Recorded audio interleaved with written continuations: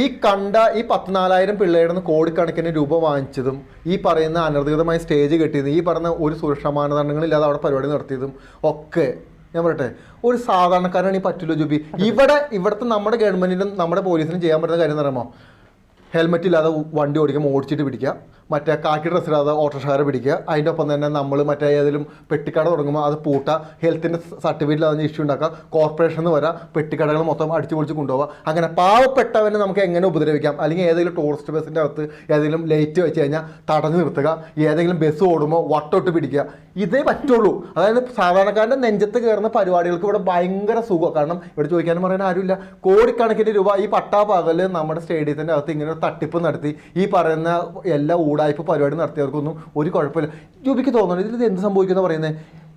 ഇവർ പൊട്ടന്മാരാണോ ഞാൻ ചോദിക്കുന്നത്? ഇവിടെ ഒരു ഗവൺമെൻറ് സിസ്റ്റം ഇല്ലേ, അതും GCDയുടെ ഒരു ഇൻ്റർനാഷണൽ സ്റ്റേഡിയം, അതിൻ്റെ അകത്ത് നടന്നു എന്ന് പറയുന്നത്. ഈ പറയുന്ന പോലീസുകാർ മുഴുവനും എത്ര പോലീസുകാരുണ്ടായി ഇവിടെ? അപ്പോൾ ഇത് ഫണ്ട് വെച്ചുള്ള കളി, ഇതിൻ്റെ അകത്ത് ഒന്നും സംഭവിക്കാൻ പോകുന്നില്ല. ഇതൊരു മാഫിയാണ്. അല്ലല്ല, ഇത് ആരാണ് മാഫിയ? ഇത് സംഘാടകർ തന്നെ. അവർക്ക് പൈസ കിട്ടി അവര് ആകെ തുച്ഛമായ സംഘാടകർ കുറ്റം പറയുന്നത്. സംഘാടകർക്ക് കഴിവുണ്ട്, മനസ്സിലായി? സംഘാടകർ അത് വേറെ ഒരു പരിപാടി നടക്കും ഇവിടെ. അവര് അതിൻ്റെതായ ഫണ്ട് കൊടുക്കേണ്ടവർക്കൊക്കെ കൊടുത്ത് സെറ്റ് ചെയ്ത് അവരുടെ കാര്യം നടത്തിയെടുത്ത്. അല്ല, പിന്നെ ഇതിപ്പോ നടത്തിയത് എന്തിനാണെന്നറിയോ? തമിഴ്നാട്ടിനെ തോൽപ്പിക്കാനാണ് അത്ര. തമിഴ്നാട്ടിൽ 10,000 പേര് കളിച്ചൊരു ഭരതനാട്യം ഉണ്ടായി. അതിന് തോൽപ്പിക്കാൻ വേണ്ടിയിട്ടാണ് 12,000 രൂപ. ഭ്രാന്താണെന്ന് മനസ്സിലാവുന്നില്ല. എന്നിട്ട് രക്ഷിതാക്കൾ കൂടുന്ന അവർ പറയുന്നുണ്ട്. കേരളം എന്ന് കേട്ടാൽ തിളക്കണം ചോര നരമ്പുകളിൽ എന്ന് പറയുന്ന പോലെ കേരളം, എന്റെ കേരളത്തിന് വേണ്ടിയിട്ടാണ് ഞങ്ങൾ ഇത് കളിച്ചത്. ഭരതനാട്യത്തെ പ്രൊമോട്ട് ചെയ്യാനാണോ? ഭരതനാട്യം എന്ന് പറഞ്ഞ ഒരു ആർട്ട് ഫോമിന് ഈ മമ്മൂട്ടി പറഞ്ഞല്ലോ, എന്തിനാ പറഞ്ഞേ? ഇത് അഡ്വർടൈസ്മെന്റാ. അവർ അഡ്വർടൈസ്മെന്റ് ചെയ്തു, നിങ്ങളത് പോയി വീണു. നമ്മൾ എത്ര അഡ്വർടൈസ്മെന്റ് കാണുന്നു. പിന്നെ ഈ പാരൻസിന് ഇതൊന്നും അറിയില്ലേ? ഈ പറയുന്ന ഈ ഇത്തരം പേരാണ് ഇത്. തുടക്കം ഇവരോട് എന്തെങ്കിലും പറഞ്ഞു കാണുമല്ലോ, ഇത്തരം പൈസ വേണമെന്ന്. അപ്പോൾ ഇവർക്ക് അറിയില്ലായിരുന്നോ? അപ്പോൾ ഇതൊന്നും എന്താ പരാതി വരാന്ന്? അപ്പൊ ഇതിനിടയിൽ മറ്റൊന്നും സംഭവിച്ചിട്ടുണ്ട്, മനസ്സിലായോ? ഇവര് കൃത്യമായിട്ട് പറഞ്ഞ ഞാൻ ഇവരെ അനുകൂലിക്കുന്നില്ല. അവർ ചെയ്ത് പക്ക ബിസിനസ് പറയുന്നത്. ബിസിനസ്സിൽ ഒരു എത്തിക്സുമില്ല, മനസ്സിലായോ? എൻ്റെ ഒരു പോയിന്റ് കാരണം ഞാൻ ചോദിച്ചത് ഈ ഒരു സർട്ടിഫിക്കറ്റിന് വേണ്ടി ഈ പരിപാടി ചെയ്യാൻ ഓക്കെ പറഞ്ഞ മാതാപിതാക്കളുണ്ടല്ലോ, അവർ കുറ്റം പറയല്ല. കാരണം ആരായാലും എൻ്റെ മോന് ഒരു ഗിന്നസ് റെക്കോർഡിൽ അവരുടെ ആഗ്രഹങ്ങളായിരിക്കും. പക്ഷേ ഇതിൻ്റെ പേരിലാണ് ഒന്ന് ആലോചിച്ച് നോക്കി, ഈ പറഞ്ഞ ഇത്രയും രൂപ ഇവർ കൊടുക്കുന്നു. നമ്മളിപ്പം ഏറ്റവും ചെറുത് ഒരു കിലോ പഞ്ചസാര മേടിക്കാൻ പോവുകയാണെങ്കിലും രണ്ടിടത്ത് വില നോക്കും. എവിടെ ഏറ്റവും കുറച്ച് കിട്ടുന്നത് അത് നോക്കി നമ്മൾ മേടിക്കുന്നത്. അല്ലല്ല, ഞാൻ ഇവർ ഈ മാതാപിതാക്കള് എന്തുകൊണ്ട് ഈ 4,600 രൂപ കൊടുത്ത് ഒരു പരിപാടിയിൽ പങ്കെടുക്കണോ? അതിൽ കിട്ടുന്നത് എന്തൊക്കെയാണ്? ഈ സർട്ടിഫിക്കറ്റ് ആണ്. അപ്പൊ ഈ ഗിന്നസ് ബുക്കിൽ അതൊരു ആഗ്രഹമില്ല. അതൊരു ഞാനൊരു കാര്യം പറയട്ടെ ജുബി, 200 മടങ്ങ് ടാക്സ് കൊടുത്ത് മദ്യം വാങ്ങിച്ചു കുടിക്കുന്ന കേരളത്തിൽ ഇരുന്നുകൊണ്ട് 250 രൂപയുടെ സാരി 1,400 രൂപയ്ക്ക് വിറ്റെന്ന് പറഞ്ഞാൽ എന്ത് യുക്തിയുള്ളത്? ഗവൺമെന്റ് 200 മടങ്ങ് ടാക്സിൽ മദ്യം വിൽക്കുന്ന കേരളത്തിൽ ഇരുന്നുകൊണ്ട് 250 രൂപയ്ക്ക് സാരി വാങ്ങിച്ചിട്ട് സംഘാടകർ 1,400 രൂപയ്ക്ക് വിറ്റണമെങ്കിൽ അതവരുടെ കഴിവാന്ന് ഗവൺമെന്റ് ചെയ്യുന്നില്ലേ ഇവിടെ?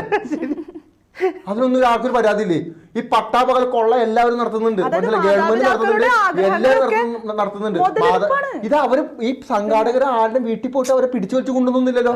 അവരായിട്ട് വന്ന് അവിടെ നടത്തി അവരായിട്ട് തിരിച്ചു അവര് മറ്റൊരു ബിസിനസ്. അല്ല, സത്യം പറയാലേ, ഈ ഉമാ തോമസ് MLA താഴെ വീണതുകൊണ്ട് മാത്രമാണ് ഇങ്ങനെ ഒരു പരിപാടി നമ്മുടെ തൊട്ടടുത്ത് സ്റ്റേഡിയത്തിൽ നടന്നു എന്ന് ഞാൻ അറിഞ്ഞത്. ആക്ച്വലി നമ്മുടെ അറിവില്ലായ്മ ആയിരിക്കാം. പക്ഷെ ഇതിനു വേണ്ടിയിട്ട് കുറെ ഡാൻസ് ടീച്ചേഴ്സിനെയൊക്കെയാണ് ഇവര് മുട്ടിയിരിക്കുന്നത്. കാരണം ആ വഴിയാണ് ഈ കുട്ടികളൊക്കെ വന്നിരിക്കുന്നത്. ഓരോ ഡാൻസ് ടീച്ചേഴ്സിനോട് പറഞ്ഞ് അവർക്ക് എന്തെങ്കിലുമൊക്കെ പ്രോത്സാഹനം കൊടുത്തിട്ട് ഓരോ ഡാൻസ് ടീച്ചർ ഗ്രൂപ്പ് വഴിയാണ് ഈ പിള്ളേർക്ക് ഇവിടെ എത്തിയിരിക്കുന്നത്. ശരിക്കും മാതാപിതാക്കളുടെയും കുട്ടികളുടെയും ഒക്കെ ഈ ഒരു ഇതിനെ മുതലെടുത്തുകൊണ്ട് നിങ്ങൾക്ക് ഇത് തരാം അത് തരാം അച്ചീവ്മെന്റ് ഇതൊക്കെ പറഞ്ഞ് കളിപ്പിച്ചിട്ട്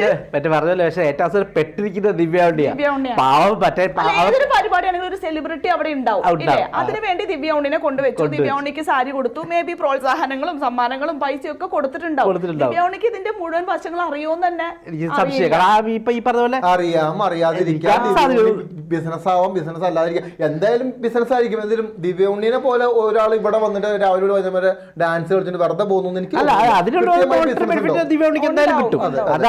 ഇവരുടെ സംഘടന സേവനമായിരിക്കത്തില്ല. പക്ഷെ എന്നാലും ഒരു ബ്ലാക്ക് മാർക്ക് പോലെ ഈ പറഞ്ഞ ഒരു സംഭവത്തിലേക്ക് ഇതിന്റെ അകത്ത് ഒന്നുമില്ല ജോബി. ഇതിന്റെ അകത്ത് നമ്മൾ പറഞ്ഞു വരുമ്പോൾ ഒറ്റ വിഷയമുള്ളൂ. അതായത് ഗവൺമെന്റ് അറിഞ്ഞുകൊണ്ട് ഈ പറയുന്ന സിസ്റ്റം മൊത്തം ഇവരെ സപ്പോർട്ട് ചെയ്തു. നമ്മൾ ഇവിടെ ഇരുന്ന് ആരോടെ കണ്ണടച്ച് കാണിക്കുന്നേ? ഈ പറയുന്ന ഞാൻ പറയട്ടെ ജൂബി, ആ സ്റ്റേഡിയത്തോടെ രാത്രി 9 മണിക്ക് നടക്കാൻ പറ്റില്ല. ലോട്ട്സ് ഓഫ് പോലീസ് ഉണ്ട്, എന്തൊക്കെ കാര്യങ്ങൾ നടക്കുന്നുണ്ട്. ആ GCD ആ കോംപ്ലക്സ് നടത്തുന്ന ആൾക്കാരുണ്ട് ഇതിന്റെ അകത്ത്. അറിയാതെ ഒരു കളി നടക്കുമ്പോ നമുക്ക് വെള്ളം പോലും അകത്തേക്ക് കയറി കൊണ്ടുപോകുന്നില്ല. പേര് അറിയാതെ അവിടെ ഒരു പരിപാടി നടന്നു എന്ന് പറയുമ്പോൾ ആരോടെ പറയുന്നത്? നമ്മൾ കൈ കൊണ്ടത് ഗവൺമെന്റിനെ മനസ്സിലായി. കൂട്ടമായിട്ട് തിരുവാതിര കളിക്കുക പാർട്ടി പരിപാടികളിലും തന്നെ നമ്മൾ കണ്ടിട്ടുണ്ട്. കുറെ പേരെ നേരത്തെ നിർത്തി 1000-1200 രൂപയുടെ തിരുവാതിര.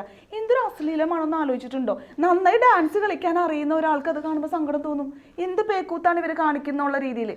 എത്രയോ കലാകാരന്മാരല്ലേ വാർദ്ധക്യ പെൻഷൻ ഒന്നുമില്ലാണ്ട് അവിടെ ഇവിടെയും കിടന്ന് നരകിക്കുന്ന എത്രയോ നല്ല കലാകാരന്മാരുണ്ട്. അവരെ സപ്പോർട്ട് ചെയ്തിട്ട് ഈ വക മാഫിയ കമ്പനികൾ എന്തെങ്കിലും ചെയ്യുന്നുണ്ടോ? നമ്മളിപ്പോ പറയുമ്പോ ഈ കൂട്ടം കൂടുന്നത് അത് വേറൊരു പ്രത്യേകിച്ച് ഇന്ത്യക്കാരുടെ ഒരു ഭീകര സാധനം. ഇപ്പൊ ഈ അടുത്ത് തന്നെ അല്ലു അർജുന്റെ പടം റിലീസ് ചെയ്തു, അതിനിടയ്ക്ക് കൂട്ടത്തിൽ പങ്കെടുത്ത് ഒരാള് മരിക്കുകയും ചെയ്തു. പക്ഷെ ഇത് എപ്പോഴും ഈ കൂട്ടം കൂടുക, ഒരാൾ വരുന്നത് ഇപ്പം ഒന്നുമില്ല. ദിവ്യ ഉണ്ണീനെ ചിലപ്പം ഗാലറി നോക്കി ഒരു പൊട്ട് പോലെ കാണത്തുള്ളായിരിക്കും. പക്ഷെ ഇവരെ കാണുക അല്ലെങ്കിൽ ഇത് എന്തോ സംഭവം നടക്കുന്നുണ്ടെന്നുള്ള ധാരണയിൽ വന്നു ചെയ്യുന്ന ആൾക്കാരാണ് കൂടുതലും. എനിക്കൊന്നും ഇന്ത്യയിൽ ഒത്തിരി സ്ഥലങ്ങളിൽ ഈ കൂട്ടത്തിൽപ്പെട്ട് അപകടത്തിലാവുന്ന ഒത്തിരി പേര് എന്ന് പറഞ്ഞ പോലെ. പക്ഷെ ഈ പറഞ്ഞ പോലെ ഇത് പിന്നെ ഇവിടെ നടക്കുന്നു. ഇത് ചിലപ്പോൾ ഇനി നടന്നുകൊണ്ടേയിരിക്കും, ഉടനെ നടക്കുകയും ചെയ്യും അല്ലേ?